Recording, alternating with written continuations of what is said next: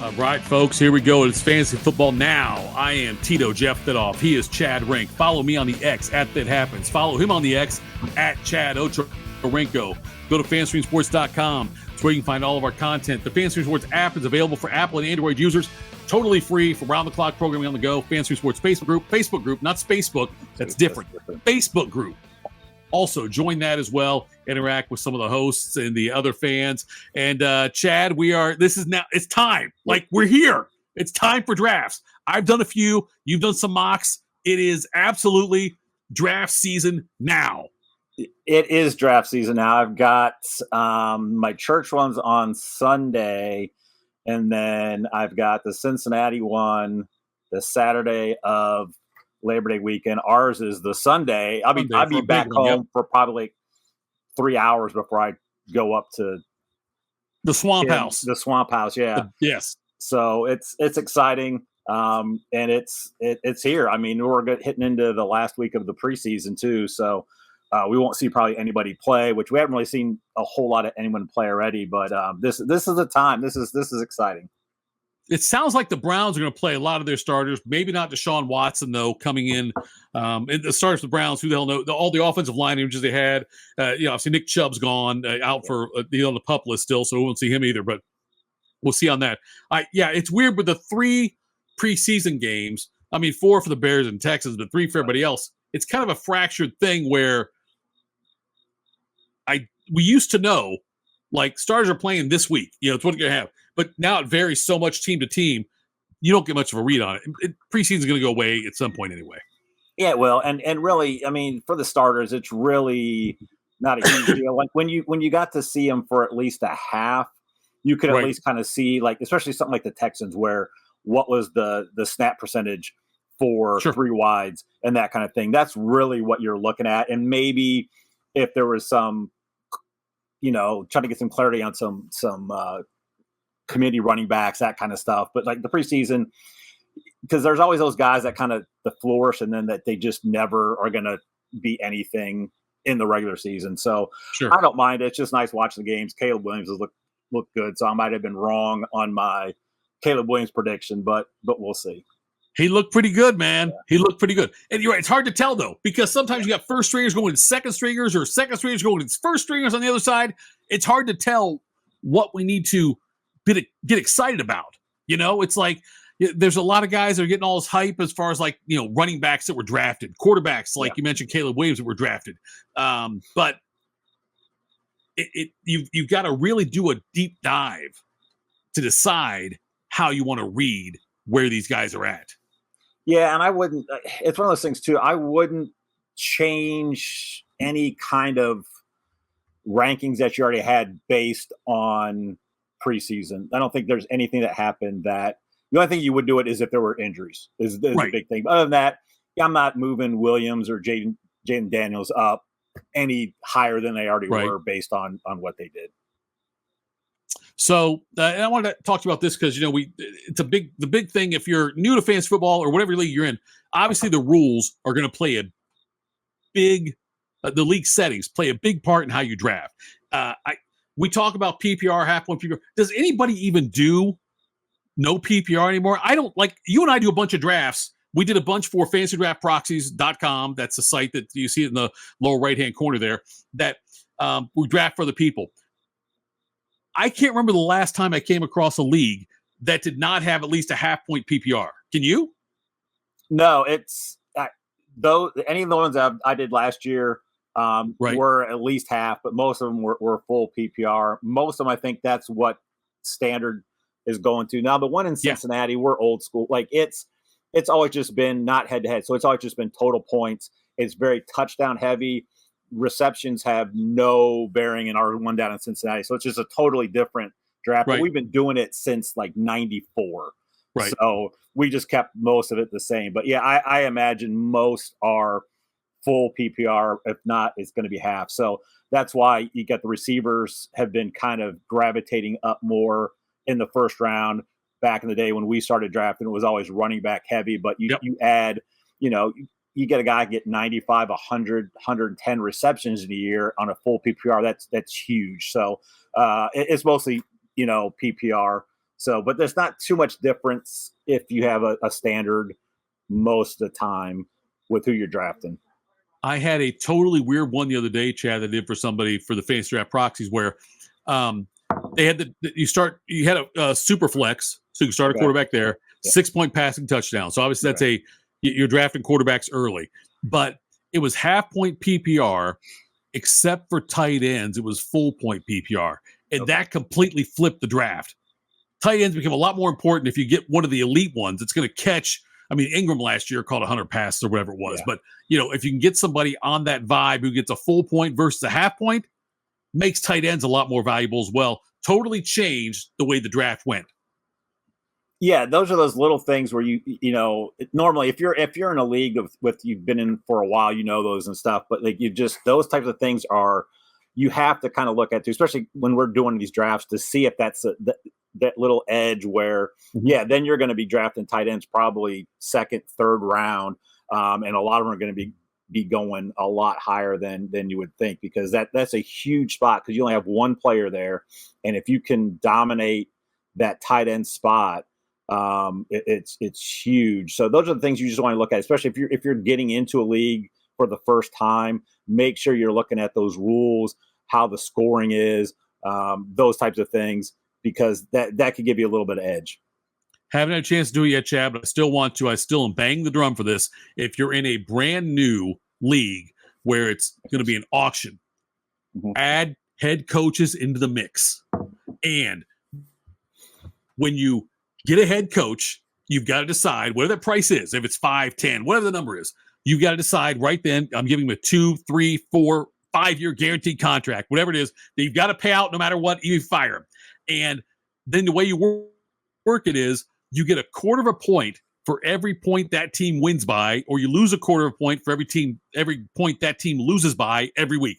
Because I would love to be able to say, I've decided to part ways, with insert coach here, whoever it is, I love to be able, then you got to hire somebody else and you got to get them on the waiver wire and you got to pay for them and again say 1, 2, 3, 4, 5-year deal, whatever it is. Right. And you're locked into paying that. I want to do that. I don't have a league yet where I can. We can't do it in our big league we do together. We can't do it in the primetime league we do. We can't do it in those leagues. But my gosh, I want to do that, Chad. That would be fun because that's again adds another little wrinkle. I would love to do it, especially if like Matt Nagy became a head coach again, because I would draft him and then just fire him immediately, just so I can fire him and then pick up whoever. I don't care. Transactions, Chad, Ocho Rico, whatever. Rink NATO fires Matt Nagy, head coach. Right, and then if the guy retired, you're still on the hook for all the money you owe him. Like you got to pay. Maybe it's a separate fund for that. Or something. And then you got to. Who knows? You get a Steinbrenner in your league, he might have 6 coaches on his payroll that he's got to pay. Right.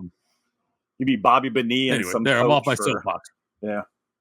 Gosh, I so want to do it. You can trade coaches then too if you want to trade their contracts, which would be great. Anyway, okay, the first couple rounds of a draft now, and let's just assume we're doing 4-point passing touchdowns and PPR. Okay, first couple rounds. You are leaning high on receivers early on, right? Is there a spot you don't want? I don't want number one. You don't want number one? No, I don't. Because I mean, if I do, I'm probably taking Lamb or Hill. Probably Lamb. I'm not taking McCaffrey at 1. I do like that second, third round. You get a pretty good choice of running backs there if you go Lamb or Hill. I don't mind anywhere. Probably top 7 or 8. I think I put 8 for. I don't mind the top 8 because if you look at it, McCaffrey, Bijan, Hall are the 3 running backs, and then you've got Lamb, Hill, Chase, Jefferson, Sun God. If I come out of the first round with one of those guys, I feel pretty confident because then if you look at the last 4 that usually go, AJ Brown's not bad, but I don't know if it's because I soured on him because I traded for him in our league at the end of the year, and he just sucked down the stretch and killed me in the playoffs. Right. You got him. Garrett Wilson, I think, can bounce back if Rodgers is healthy all year. And then you're looking at like Taylor and Nakua. So I'd rather be in that top 8 in a 12-teamer. But yeah, it's looking like running receiver heavy. I do like Hall and Bijan, though, are really the only two running backs I would like to get out when I'm in the first round. If you're picking third, and Hill and Lamb are gone, what are you doing? I still would take Bijan and Breece Hall over McCaffrey. Okay. I just took McCaffrey in one of the drafts I did at 3. I just felt like I couldn't pass him up, and I didn't want to take him. Right. But I felt like at 3 I kind of had to. Yeah, if I'm drafting for somebody else, I probably will take McCaffrey. But just me personally, I just think you can't pass. Just like with Jefferson, like I'm sliding Jefferson down past even like I'm around St. Brown. But if I'm sitting at 6 and the 3 running backs are gone and it's Hill, Chase, and Lamb are gone, I would probably take Jefferson over St. Brown in somebody else's, because I mean I think he's still kind of quarterback proof. I still think Nick Mullins. I still think Nick Mullins ends up taking that job over it. Think so over Darnold? Okay. Yeah. Look, I've seen Jefferson fall to 8 in a draft I did recently, and it's like at that point you almost have to take him. It's like he's that good. Yeah. Well, I see St. Brown keeps sliding up. I've seen him go as early as 5 and 6 here recently. St. Brown. So yeah. He seems like the most consistent one of the bunch. If you look at his numbers, it's like the number of targets, number of receptions. I think he's the one you can count on. Like his ceiling's not as high as Hill or Lamb, no doubt about it. But his floor is higher than those guys too, I think. Like he's more likely to be in there. Yeah, I think so. Anybody that in the first 2 rounds, say 12-team league, is there a running back or receiver that would be available somewhere in there that you would absolutely pass on? Like, is there somebody you look at and there's some injury issues, obviously some guys, we'll talk about that in just a minute too, but is there anybody you're like, I know this guy is ranked in the top 24, whatever, in everybody's lists, but I don't want to touch him? Right. I think the first guy, pretty much anybody in the first round, I have no problem with. I think the first guy, and he's probably going mid-second, is I'm really off Devonta Adams this year. Yeah. I just think that I was kind of off him last year. He ended up, I think, as the wide receiver 12. He might have been 13. That team's just going to be bad. They're not going to be good. Whoever's quarterbacking. Minshew. Minshew's a starting quarterback, they're saying. Yeah. Good Lord. Yeah, but like if he's not, then it's Aiden O'Connell. So that's, I think, worse. At least you got the Minshew mania going for at least a couple weeks. So I think Adams is the one guy for me. And the other guy, Adams, I'm just trying to stay away from. And if he falls to mid-third or something, then I think maybe take a chance. The other guy, unless I don't like him in the beginning, the front half of the second, but if he falls to the back half of the second, Marvin Harrison, he's just a rookie. You don't know what you're getting. I just have a hard time taking him at like 13 through 16 when you've got all those running backs there with Barkley and Henry and, HAN and those types of things. So those are the two that really I'm kind of off. Harrison just because of where you got to draft him, and Adams just because of that offense. Okay, so let's look at both those offenses. So Zamir White looks like to be the guy for the Vegas Raiders this year as far as their starting running back. He will get the yeoman's share of the carries, it looks like. Are you a Zamir White guy later on in the draft? Obviously not going to the first 2 rounds. He'll go somewhere in the first 5 or 6 rounds, right? Yeah, I think I've seen him as low as 7, but he might be creeping up. He's another guy. I'm trying to stay away from drafting guys on bad offenses. Like I just in a dynasty league, and it's a little different because you've got to sign rookies and then you got to sign free agents. And so I could have signed like 4 rookies, or I could have signed a rookie and a free agent that wasn't on my core team. So I could have signed like Nico Collins, Ramondre Stevenson, and I could have had like Justin Fields and or something like Elijah Moore was one, and there was a Chuba Hubbard. So I could have signed 4 of those guys. I'm like, I really don't. There was no way to sign 4. I had Jake Ferguson, and I really like Ferguson this year. So I went with Collins and Ferguson. So a guy wanted Stevenson, and my quarterbacks are Tua, and then I've just got like Daniel Jones. I had Fields, so I really needed another quarterback. So he wanted Stevenson because he would be able to sign him. So I gave him Stevenson for Geno Smith, and I wanted Roshan Johnson, but he said he decided to give me Miles Sanders instead. So made the trade. Right. The guy that runs the league is like, I'm going to put it through, but the guys are not going to be happy. And then he put it to a vote for the league because he thought that's stupid. I hate the votes. He thought it was a bad trade because I'm like, I think that the Patriots may only score like 28 points all year. Yeah. I like Stevenson. If Stevenson was on their team, that'd be a different story. So he put it to a vote. Like the 4 people that voted yes. So he just like, it's good to go. So, but that's one of those, like, Stevenson's another guy that I like. I like him better than White, but I just don't think either team's going to score enough that, for where you have to take those guys. So I'm not a big Zamir White guy because just because it's all preseason, just because a guy wins a job or he's going to get the workload doesn't mean he's going to be good. If he's on a good team, great. Sure. What do you think? Here's a guy I'm thinking about is like DeAndre Swift is a weird one because Herbert is cutting into his time in the preseason. Swift's been good when he's behind a good offensive line, but I don't know. I don't know what to do with him. Hey, you know what? I expected Swift had a decent year last year, but I expected more behind that Eagles offensive line. I thought he would do better than he did. And I think DeAndre Swift, I don't expect big things from him in Chicago. I think that Chicago will have a backfield by committee throughout the entire. There won't be a bell cow guy. They've got 3 guys there who can run the ball, and they're going to try to move the ball through the air. And Caleb Williams is dangerous with his legs also. So I'm not big on Swift this year. And you as a Bears fan, you probably aren't either. I was at the beginning when they first traded for him before even but now I'm off because he's going 5th round. So I'm not big on him. That's too high for me. Yeah. Is there anybody you're off of then in those first 2 rounds?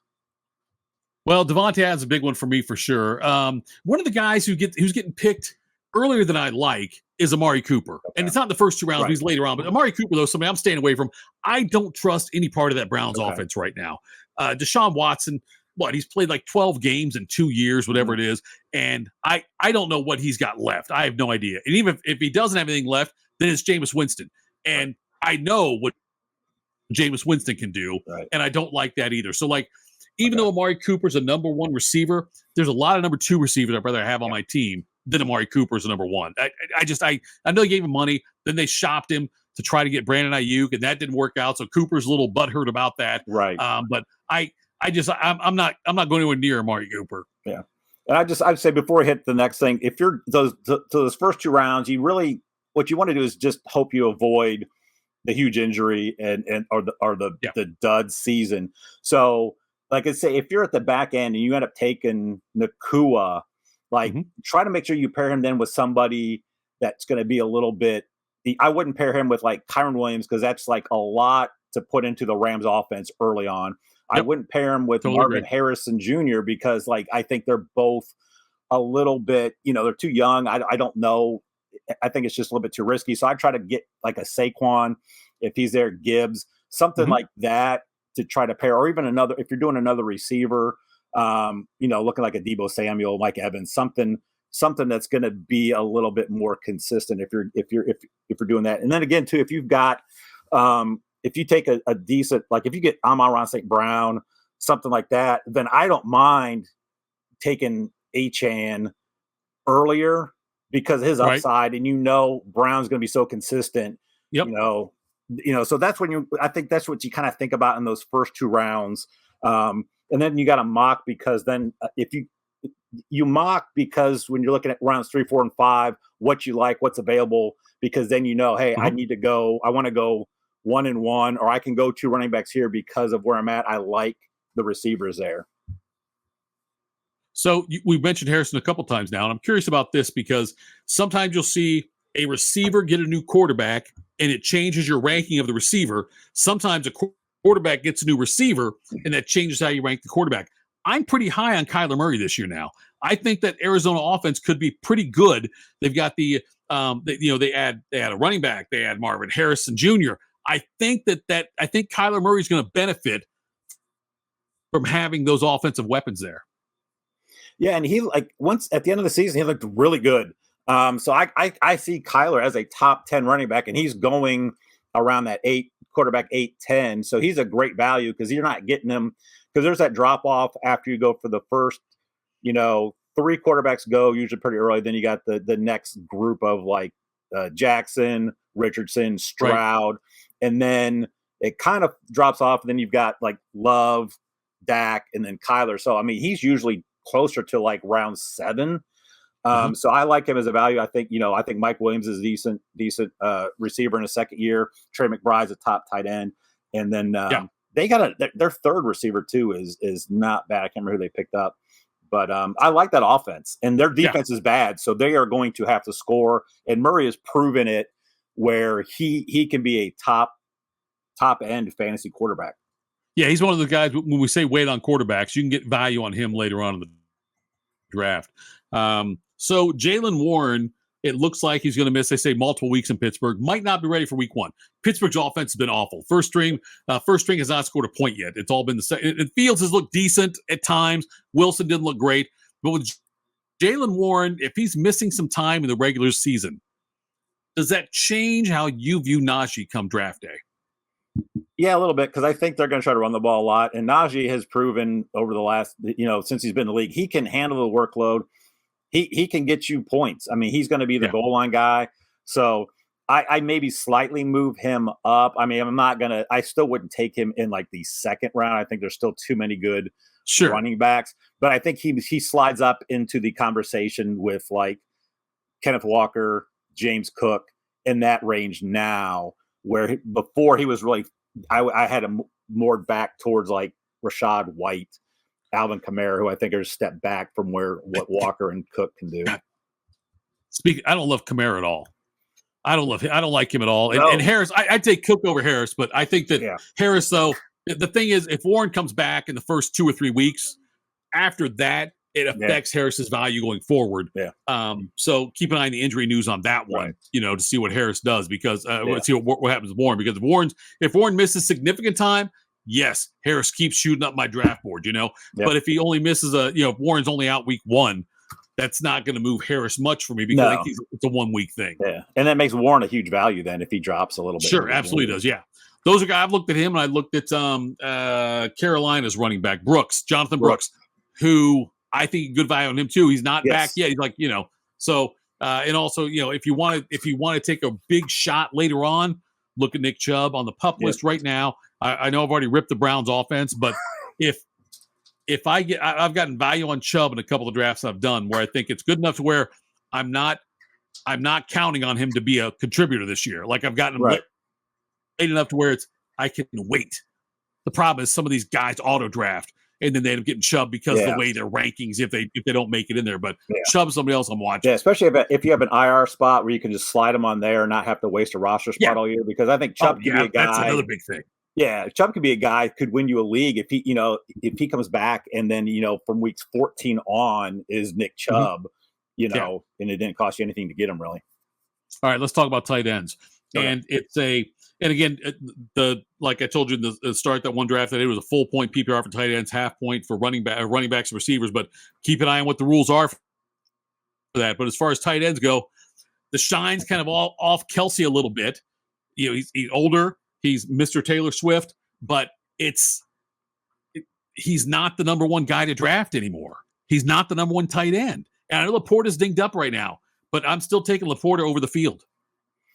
Yeah, I mean, I think I think Kelsey for me would be third behind Laporta, and then I would move Mark Andrews up because he's just been so consistent and he's really their guy. But I still have Kelsey behind those two. I don't want to where you have to draft Laporta. I don't like it. Is really why I'm off Laporta. No, me either. Because he goes pretty early and Kelsey goes early. Then it just depends, because I've seen Kittle go real late. I've seen Kincaid go third or fourth overall. Like the two guys I like the best are Kincaid and Ferguson, because you can usually get them later. I think the Bills are the passing offense is going to go through Kincaid quite a bit. I know Knox is still there, but I don't think he's going to really be much. And I think Ferguson could probably lead all tight ends in touchdowns with that offense there. So I like those two. We mentioned McBride. So he's up there as well. I think Kittle's a good value because I think people just see him as a blocker. So depending on what they do, had Ayuk left, I mean, that would have been huge for Kittle. But I think those are those 7, 8 guys. I think, and I Kyle Pitts is an interesting one because you don't know now that Cousins is there. Like, is he going to make Pitts better, or is Pitts just not good? So he usually is the last of the. Well, no, he's usually ahead of Ferguson, but those 8. I wouldn't mind having any of those. And then if not, Freiermuth's a guy that you can get really late, especially if you're in a 10 team. If you can't really get one of those elite guys or like Kincaid, Ferguson usually goes later, Freiermuth's later. And then you got guys you could just take a shot on, like Jonnu Smith or guys like that. And I'm not opposed to taking Hawkinson. I know Hawkinson might miss half the season. He might miss half the season. But if you can get another tight end in there and it's a few rounds later, do you want your 5th running back, your 4th receiver, or do you want to take Hawkinson and try to, like you said, put him on the IR if you have to or whatever, on your injured list? And that might pay off for you in the end. Yeah. And then, I mean, that's a good point, because at that point, Hawkinson can kind of come in, down the stretch, could be a league winner that you really didn't have to do much for. Or there's one of those things, if someone picks him up like later on, try to trade for him, or if he goes on the waiver wire at some point.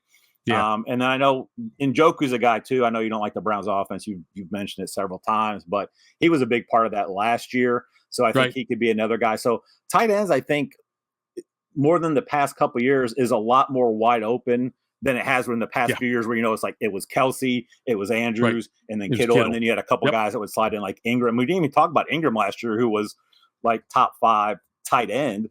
I think he led the tight ends in receiving, in reception. So I think he did like 104 receptions. Something like that. Yeah. Yeah. So I'm not like, I think I've drafted Kincaid in the 5th round because I was on a, just where I was at. It was going to be a long time for me to draft. And I really like Kincaid. Kincaid, he's my top guy tight end wise that I'm really trying to target. Him and Ferguson. I have not taken, I don't think, in any mock drafts, any of those other guys, except I think maybe Andrews, because he fell to like the 4th or something like that. So I've waited on tight ends and quarterbacks most of my mock drafting this year. And then you haven't talked about Brock Bowers. And I don't typically like rookie tight ends, which now that I tell you, I drafted him in our college draft we have in our other league, but I don't tight ends for me. And we saw it with Pitts. We've seen it with other guys too. I mean, Laporta kind of blew that out of the water. But typically, rookie, and especially playing in that offense, I don't have high expectations for Bowers. In a dynasty, sure, I'll grab him, not too early. But in a redraft league, I mean, the only way I would take Bowers is if I also got, Hawkinson maybe later on. But even then, I don't know if I like that or not. Yeah, Bowers is interesting because it's one of those things where Bowers, I think, and then what is it, Sinnott from the Commanders, the 2 rookie, I don't mind those guys late, but I would not try to rely on those guys as my tight end 1. I think Bowers can be good just because I think Minshew may be checking down to him if they're just going to double Adams the whole time. So or Bowers, triple Adams, crying out loud. Triple Adams, and I think Bowers they're gonna play him in a wide receiver role a lot too, and he's ultra talented. So, but it's one of those where, like you said, he could blow up week, but he could have 3 or 4 weeks where he's got 2 for 8, and that just kills that spot. Yeah. Yep. Sure does. All right, Rink. We'll do this again here in a couple of days because I know we got to keep getting this. It's that time, and you and I will both start doing more and more drafts for people, and we'll relay some of that information out to other people here. But this has been Fantasy Football Now, Fantasy Sports, DSP Media. Follow him on the X. He is at Chad Ochorenko. I am at That Happens. Rink, have a great night, brother. You too, man.